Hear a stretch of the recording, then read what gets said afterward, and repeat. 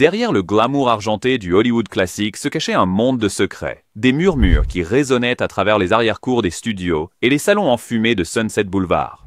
À une époque de clauses de moralité strictes et de contrôle de l'image publique, de nombreuses stars étaient forcées de cacher qui elles aimaient vraiment. Voici 17 légendes de l'âge d'or accusées d'avoir eu des liaisons secrètes avec des personnes du même sexe et les sacrifices silencieux qu'elles ont faits pour protéger leur célébrité. 1. Cary Grant. Pour le public, Cary Grant était le gentleman élégant, suave, raffiné et irrésistiblement hétérosexuel. Mais à huis clos, des rumeurs tourbillonnaient comme de la fumée autour de sa cohabitation à long terme avec l'acteur Randolph Scott.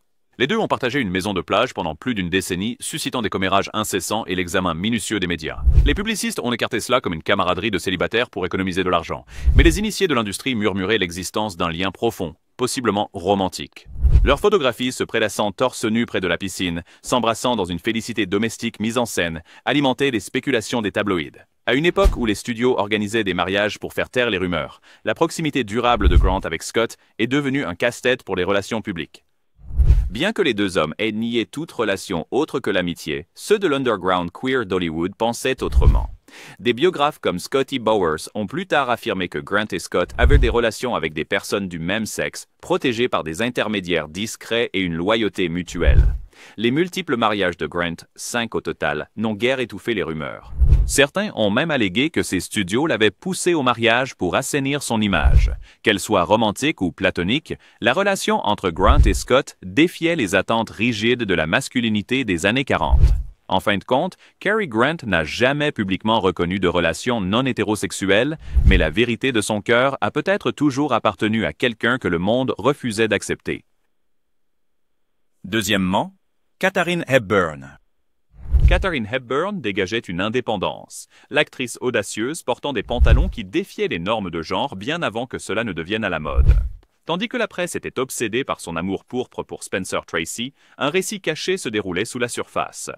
Des rumeurs sur les liens étroits, possiblement romantiques, de Hepburn avec des femmes comme Laura Harding et Phyllis Wilburn circulaient discrètement parmi les initiés. Hepburn ne s'est jamais mariée et sa compagnie de plusieurs décennies avec Harding a suscité des interrogations. Elles partaient en vacances ensemble, vivaient côte à côte et étaient rarement vues séparément. Harding se décrivait comme le mari de Hepburn, une description que peu osaient remettre en question à voix haute. Plus tard, Hepburn engagea Wilburn comme son assistante personnelle dévouée, un rôle qui brouillait la ligne entre le professionnel et le profondément personnel.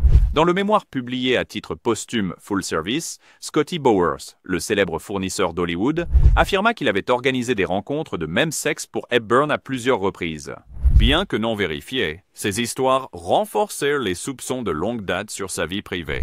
Pour Hepburn, les étiquettes étaient des distractions. Elle a dit un jour « J'ai mis un pantalon il y a 50 ans et déclaré une sorte de guerre. Qu'elle ait mené cette guerre contre les attentes de genre en amour aussi, nous ne le saurons jamais complètement. Mais son héritage reste celui d'une femme qui a refusé d'être catégorisée dans la vie, la carrière ou la romance. » 3. Rock Hudson. Rock Hudson était le séducteur ultime du système des studios. Grand, beau, masculin jusqu'au bout. Il a joué dans des comédies romantiques et des drames épiques, souvent choisis comme le mari idéal que chaque femme était censée vouloir. Mais derrière la fantaisie, Hudson vivait dans la peur d'être exposé. L'homme qui symbolisait le charme hétérosexuel était, en réalité, une icône gay cachée, piégée dans une double vie cruelle.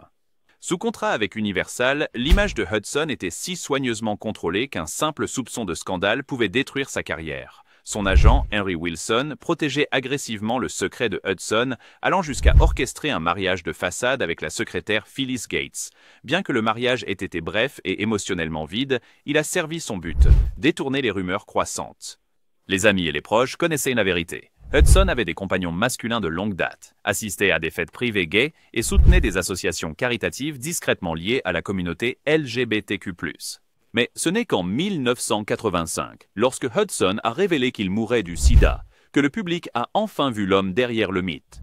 Sa confession a choqué le monde, mais elle a aussi humanisé la maladie, brisant les tabous et ouvrant la voie à une plus grande empathie pendant la première crise du sida. Rock Hudson est mort cette même année. Ne se cachant plus, dans ces derniers mois, il a fait ce qu'Hollywood n'a jamais permis. Il a vécu honnêtement. James Dean. James Dean était le rebelle qu'on ne pouvait pas dompter, tout en veste de cuir, cigarette et émotions brutes. Pour le monde, il était le symbole de la jeunesse incomprise, brûlant trop intensément, trop vite. Mais sous cette masculinité tourmentée, des murmures d'affaires cachées et de vérités privées le suivaient comme une ombre. La relation la plus controversée de Dean aurait été avec Rogers Brackett, un directeur de radio et producteur hollywoodien beaucoup plus âgé qui a pris Dean sous son aile au début de sa carrière. Certaines sources, y compris des amis proches de Dean, suggèrent que leur lien était plus que professionnel, que Brackett a aidé à ouvrir des portes dans l'industrie en échange de compagnie et possiblement d'intimité. Dean a également formé des amitiés intenses et émotionnellement chargées avec d'autres hommes, ce qui a conduit à des spéculations continues sur sa sexualité. Lors de conversations privées, il aurait dit un jour « Non, je ne suis pas homosexuel, mais je ne vais pas non plus traverser la vie avec une main attachée dans le dos. » Le système des studios n'a jamais eu le temps d'enterrer la vérité de Dean. Il est mort à seulement 24 ans dans un accident de voiture dévastateur. Mais pendant des décennies, les biographes et historiens ont reconstitué des fragments de sa vie personnelle, suggérant que Dean a peut-être vécu avec plus de complexité que l'époque ne lui permettait de révéler. 5. Greta Garbo. Greta Garbo était l'énigme, une déesse du cinéma qui aspirait à la solitude et détestait la célébrité. Son regard brûlant et son élégance distante captivaient le public, mais sa vie personnelle restait enfermée derrière des portes closes. Elle ne s'est jamais mariée, n'a jamais confirmé de romance et a déclaré célèbrement « Je veux être seule ». Parmi les rumeurs les plus persistantes entourant Garbo, il y avait ses liens profonds avec des femmes, en particulier la dramaturge Mercedes de Acosta. Leurs lettres, conservées dans des archives, suggèrent une relation qui allait au-delà de l'amitié. Garbo lui a écrit un jour « Je rêve de te voir et de redécouvrir tes yeux ». De Acosta, ouvertement lesbienne et connue pour ses liaisons avec d'autres artistes féminines, a qualifié Garbo de l'un de ses plus grands amours. Le refus de Garbo de se conformer aux normes de genre, ses vêtements androgynes et son aversion pour le Hollywood dominé par les hommes ont fait d'elle une icône dans les cercles queer. Dans les biographies posthumes, y compris celle de Barry Paris intitulée Garbo, les auteurs ont ouvertement discuté des nuances romantiques dans ses amitiés avec des personnes du même sexe. Que ce soit des liaisons passionnées ou simplement des liens émotionnellement intimes, le silence de Garbo a préservé sa mystique. Elle vivait selon ses propres termes, insaisissable, puissante, et peut-être amoureuse de quelqu'un que le monde n'était pas prêt à accepter. 6X. Marlène Dietrich. Marlène Dietrich était magnétique, un caméléon qui brouillait les lignes de genre et exsudait une sensualité sans complexe. Son charme était universel. Elle séduisait par sa voix, ses yeux et sa confiance. Mais son acte le plus audacieux n'était pas à l'écran. C'était dans sa façon de vivre, défiant les frontières morales rigides du Hollywood des années 1930 et 40. Dietrich flirtait ouvertement avec des femmes en public, portant souvent des costumes d'hommes lors de fêtes et des smokings audacieux aux cérémonies de remise de prix. Elle embrassait des femmes à l'écran et apparemment hors caméra aussi. Parmi ses amants présumés figuraient Claudette Colbert, Mercedes de Acosta, et même la chanteuse française, Édith Piaf. Elle vivait sa bisexualité avec grâce et passion, sans jamais confirmer ni nier. Les patrons de studio ont essayé de la dompter, mais Dietrich riait au nez du conformisme. Sa fille, Maria Riva, dans ses mémoires, a confirmé que Marlène avait des relations amoureuses avec des hommes et des femmes, refusant de cacher qui elle était, même au prix de la controverse.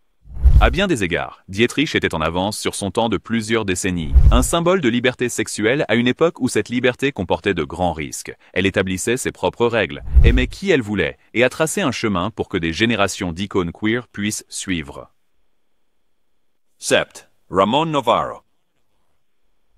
Ramon Novarro était autrefois salué comme le prochain Valentino, un beau premier rôle romantique adoré par les fans féminines du monde entier.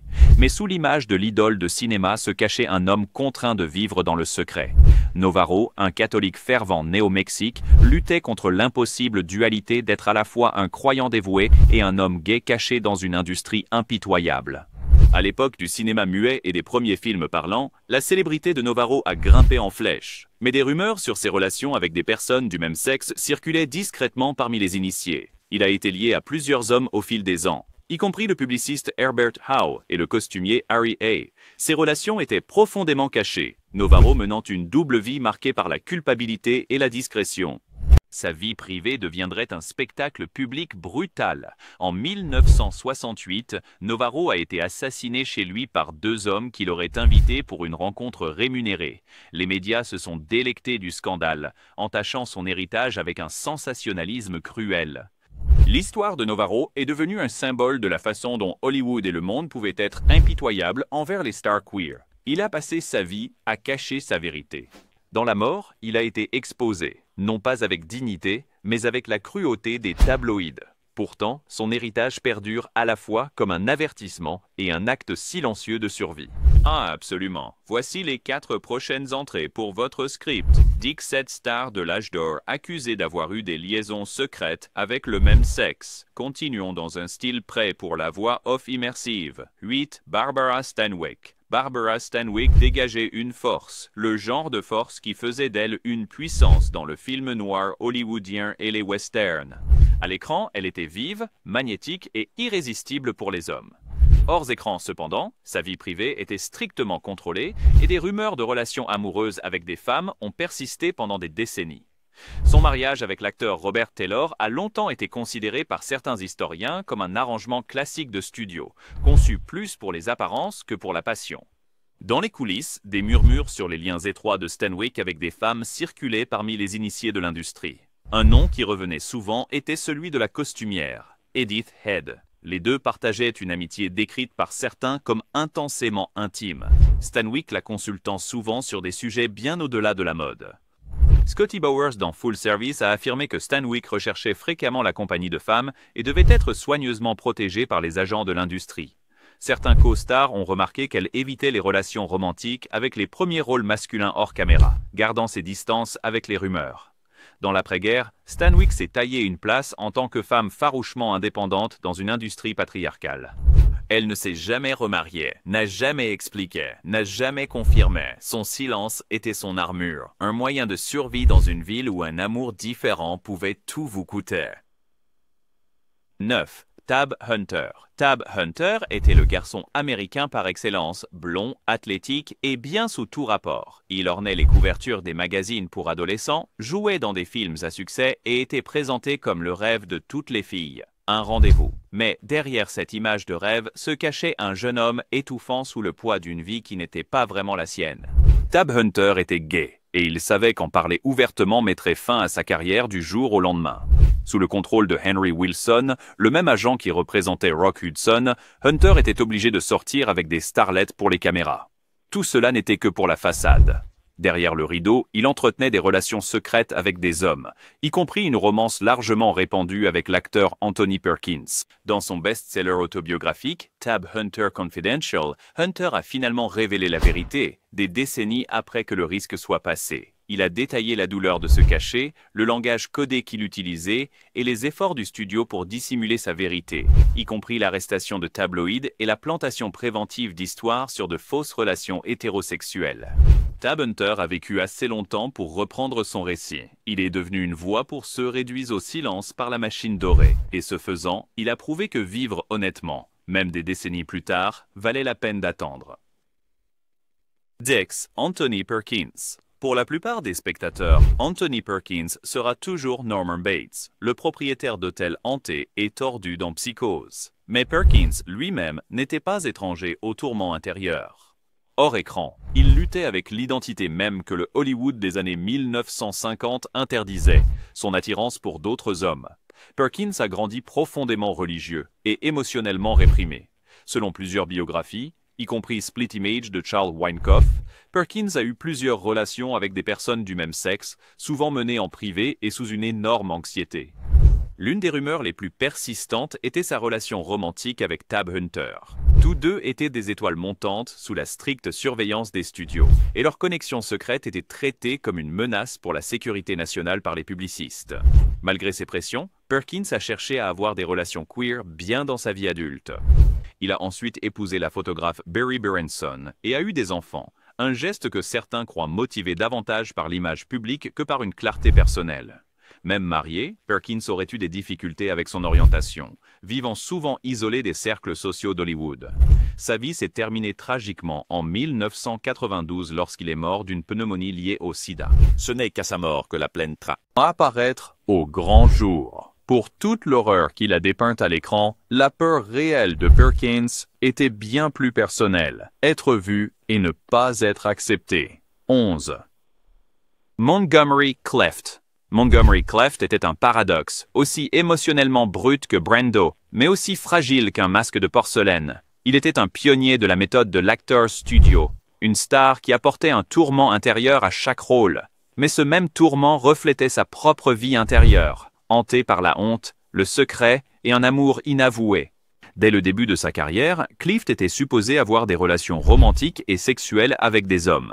Des biographes comme Patricia Bosworth et Robert LaGuardia ont documenté ses profondes amitiés et liens émotionnels avec des photographes, écrivains et collègues acteurs. L'une de ces relations était avec le chorégraphe Jerome Robbins, intense, passionnée et dévastatrice. L'homosexualité de Clift était un secret de polichinelle parmi ses amis proches et collaborateurs, mais publiquement, il jouait le célibataire torturé, l'homme trop dévoué à l'art pour se poser.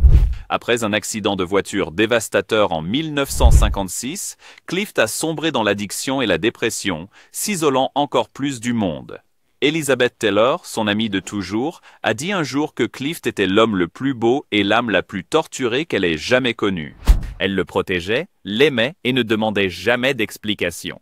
Dans un monde qui exigeait le silence, Clift offrait au monde de l'émotion tout en cachant les vérités les plus profondes de sa propre vie. 12e, Tallulah Bankhead. Tallulah Bankhead était scandaleuse, flamboyante et absolument inoubliable. Connue pour sa voix rauque, son esprit mordant et son refus de se conformer, elle était l'âme de chaque fête à Hollywood et à Broadway. Mais derrière son charme sauvage se cachait une femme qui défiait toutes les limites que la société osait imposer, surtout celles du genre et de la sexualité. Bankhead a déclaré ouvertement « Je suis aussi pure que la neige fondue ». Elle se délectait des scandales et n'hésitait jamais à parler de son attirance pour les hommes et les femmes. Bien qu'elle ne se soit jamais explicitement étiquetée, la vie amoureuse de Bankhead était remplie de rumeurs d'aventures avec les deux sexes. Elle a été liée romantiquement à des actrices comme Greta Garbo, Billie Holiday et même Hattie McDaniel, bien que beaucoup de ces affirmations n'aient jamais été confirmées. Sa personnalité rendait difficile de savoir où la vraie femme s'arrêtait et où le mythe commençait. Mais une chose était certaine, Bankhead ne s'intéressait pas à plaire aux gardiens de la morale d'Hollywood. Son esprit rebelle lui a souvent valu d'être mise sur liste noire et de perdre des rôles, mais elle n'a jamais compromis son identité. À une époque où d'autres vivaient dans la peur d'être exposés, Tallulah Bankhead a mis le feu aux règles et a dansé dans les flammes. Elle reste une icône queer, non seulement pour ceux qu'elle a pu aimer, mais pour la manière dont elle a refusé de se cacher avec défi. 13e, Sal Mineo. La carrière de Sal Mineo a brûlé intensément et brièvement. En tant que le sensible et tragique Plato dans La Fureur de vivre, il a captivé le public avec une vulnérabilité qui semblait douloureusement réelle. Hors écran, cette même sensibilité caractérisait un jeune homme déchiré entre la célébrité et le silence écrasant imposé aux acteurs gays. Mineo était l'une des rares stars de l'âge d'or qui, plus tard dans sa vie, a parlé ouvertement de son attirance pour le même sexe. Dans les années 1970, il a commencé à prendre des rôles dans des films indépendants et des productions théâtrales qui reflétaient des thèmes queer. Cette rébellion silencieuse, choisissant la vérité plutôt que la célébrité, lui a coûté cher. Hollywood, qui le considérait déjà trop vieux pour les rôles d'adolescent, lui a fermé la porte. Dans des biographies et des interviews, Mineo a reconnu ses relations amoureuses avec des hommes. Il a exprimé la peur qu'il avait maintenue silencieux durant sa jeunesse, admettant que révéler sa vérité plus tôt aurait détruit sa carrière avant même qu'elle ne commence. Tragiquement, en 1976, Sal Mineo a été assassiné lors d'une attaque aléatoire près de son appartement à Los Angeles. Il avait seulement 37 ans. Sa vie, comme beaucoup d'autres sur cette liste, s'est terminée avant qu'il ne puisse la vivre pleinement en public. Mais son héritage reste celui d'un courage discret, une étoile rare qui, lorsque le rideau a commencé à se fermer, a choisi l'honnêteté plutôt que l'illusion. 14. Cole Porter. Cole Porter n'était pas seulement un compositeur, c'était un génie. Ses chansons ont défini Broadway et Hollywood pendant des décennies, mêlant sophistication, humour et mélancolie poignante. Jeté dans la peau. Night and Day, Let's Do It, ces paroles murmuraient des secrets entre les notes. Et pourtant, un de ses secrets les plus profonds était quelque chose qu'il portait au grand jour. Porter était gay, un fait largement connu parmi les initiés du théâtre et du cinéma, mais que joué dans la presse. Son mariage avec Linda Lee Thomas était un arrangement complexe, profondément affectueux, mutuellement bénéfique, mais finalement platonique. Linda offrait à Porter une respectabilité sociale tandis qu'il lui offrait compagnie, statut et accès culturel. Malgré sa richesse immense et ses privilèges, Porter devait encore avancer prudemment. Les liaisons entre personnes du même sexe étaient menées discrètement, souvent derrière les rideaux de velours de fêtes exclusives ou au sein des cercles gays élitistes à Paris et à New York. Sa musique, cependant, disait la vérité. Cachée dans des sous-entendus astucieux et des ambiguïtés poétiques, se trouvaient des aperçus d'un amour qui n'osait pas dire son nom. À travers ses chansons, Porter donnait voix aux désirs qu'il ne pouvait nommer à haute voix, et ce faisant, il créait une bande sonore durable pour des générations de cœurs, cachés ou non. 15. Tyrone Power. Tyrone Power était l'incarnation du charisme hollywoodien à l'ancienne, un séducteur aux pommettes acérées, un héritier galant et un portefeuille de rôles romantiques. Mais son image d'acteur principal était, selon certains, une illusion soigneusement construite, qui masquait une vie personnelle bien plus compliquée. Power s'est marié plusieurs fois, a eu des enfants et a fréquenté certaines des plus belles femmes de l'industrie. Mais plusieurs biographies, y compris La vie secrète de Tyrone Power de Hector Arcas, affirment que l'acteur a également eu des relations sérieuses avec des hommes. Des rumeurs suggèrent qu'il fréquentait des cercles gays discrets et qu'il était impliqué sentimentalement avec de jeunes acteurs et des aristocrates européens lors de ses voyages à l'étranger. Son service militaire pendant la Seconde Guerre mondiale a ajouté une autre couche à la mystique. Un homme qui a combattu courageusement pour son pays, mais qui est resté silencieux sur son propre champ de bataille émotionnel. Après la guerre, Power est retourné à Hollywood, mais n'a jamais abordé publiquement les spéculations entourant sa sexualité. Il est mort subitement d'une crise cardiaque à 44 ans, toujours aimé, toujours mystérieux. Qu'il ait été gay, bisexuel ou simplement complexe, Power reste l'une des figures les plus énigmatiques de l'âge d'or. Un homme qui vivait selon le scénario du studio, mais qui aspirait peut-être à une histoire bien à lui. 16. Noel Coward. Bien que mieux connu pour son esprit vif et son charme britannique que pour ses rôles à l'écran, Noel Coward était profondément ancré dans le tissu du Hollywood classique. Il était dramaturge, acteur et auteur-compositeur dont la sophistication masquait une vie personnelle qui, dans les années 1940, devait être vécue en code. Coward était ouvertement gay avec ses amis et collaborateurs, mais jamais avec la presse. Il opérait sur une corde raide de discrétion, utilisant l'esprit comme armure et l'élégance comme camouflage. Coward a célèbrement plaisanté, il y a encore quelques vieilles dames à Worthing qui ne savent pas, en faisant référence au secret de polichinelle de sa sexualité. Bien qu'il ne se soit jamais marié, il a eu des relations à long terme avec des hommes, y compris l'acteur Graham Payne. Le travail de Coward laissait souvent entrevoir une affection pour le même sexe de manière poétique et sous-entendue, une sorte de clin d'œil culturel pour ceux qui savaient. À Hollywood, la queerness de Coward était plus tolérée que celle des autres en raison de son statut d'élite et de ses origines européennes. Mais elle restait inavouée dans la presse. Il a vécu une vie qui équilibrait célébrité et fragilité, brillance et fardeau. Et dans cette tension, Noel Coward nous a offert un art qui comprenait à quel point l'âme pouvait souffrir sous une surface polie. 17. Joan Crawford. Joan Crawford était une titan. Une déesse d'ambition blindée d'acier qui s'est hissée au sommet. Mais au-delà des sourcils aiguisés et des performances puissantes, il existait un labyrinthe de secrets personnels, d'aventures chuchotées et de jeux de pouvoir. Parmi les secrets les plus durables figuraient des rumeurs de liaison avec des personnes du même sexe. Les relations de Crawford avec des hommes, y compris ses mariages avec Douglas Fairbanks Jr., et l'exécutif de Pepsi Alfred Steele étaient bien documentés. Mais en coulisses, les chroniqueurs de potins et les initiés des studios allèguent qu'elle avait aussi des liaisons romantiques avec des femmes. La biographe Charlotte Chandler et d'autres ont cité des affirmations de liaison avec Barbara Stanwyck et Marilyn Monroe, bien que jamais confirmées. Joan savait comment manipuler la presse, et elle était habile à étouffer toute rumeur pouvant nuire à sa marque. Mais des détectives privés engagés lors de litiges ont découvert des rapports curieux, des visites mystérieuses, des lettres émouvantes et des mémos confidentiels du studio qui laissaient entrevoir une vie personnelle plus fluide. En fin de compte, la plus grande performance de Crawford a peut-être été celle qu'elle a donnée hors écran, gérant une identité qui défiait les étiquettes de son époque. Que les rumeurs soient vraies ou non, elle témoigne d'une vérité plus profonde, que le pouvoir de Joan Crawford transcendait non seulement le genre. les contraintes des attentes du public. Dans un monde dominé par le silence et l'image, ces stars vivaient à la limite de l'exposition. Leur secret ne concernait pas seulement l'amour, il concernait la survie. Derrière chaque cadre parfaitement éclairé se cachait une ombre qu'elles ne pouvaient fuir. Et pourtant, leurs histoires nous rappellent que la vérité trouve toujours un moyen de perdurer.